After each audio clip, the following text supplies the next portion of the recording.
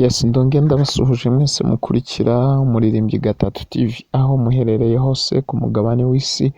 Mwese tubifurije amahoro y'Imana, mwebwe mukora subscribe mugakurikirana ibiganiro byacu, nongeye kubifuriza kugubwa neza. Ngiye kuri mikoro ni Gitangaza Daniel nk'uko mubimenyereye. Uyu munsi rero nk'uko murimo kugenda mubibona mu mashusho yacu, uyu munsi ntabwo ejo byari byoroheye abantu bari i Goma muri Congo ndetse n'abantu bari i Rubavu bw'ikirunga cya Nyiragongo cyabikaga.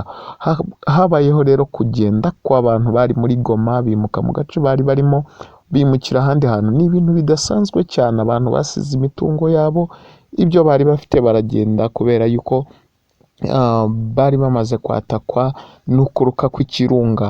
Rero mbabwire mwese muherereye hirya no hino, murusheho gusabira abantu, murusheho gusengera abantu kugira ngo ukuboko k'Uwiteka kugaruke kurengera abantu be kumarwa n'ibirunga. Wowe nkurikiye rero uri hirya no hino ku mugabane w'Uburayi, ku mugabane wa Afurika, aho uherereye hose birakwiye kugira ngo ufate umwanya wawe winginge Imana, uhamagara ubwiza bw'Imana bumanuke ku buzima bwacu.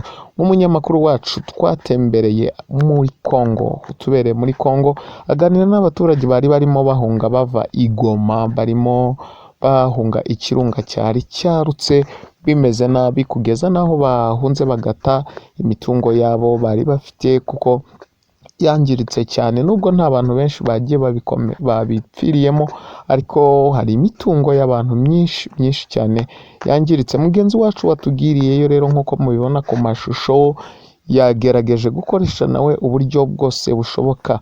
Abantu bari muri Rubavu mu gihugu cy'u Rwanda nabo aho baherereye ubu tuvugana bari mu bihe bidasanzwe, aho buri mwanya harimo kubonekayo umushyitsi udasanzwe nyuma y'uko Nyiragongo yasoje kuruka. Mbararikire gukomeza gukurikirana ibiganiro byacu. Caho turabakunda cyane. Ni Umuririmbyi Gatatu TV, kora subscribe, like, share, comment kugira ngo urusheho kuryoherwa n'ibiganiro byacu.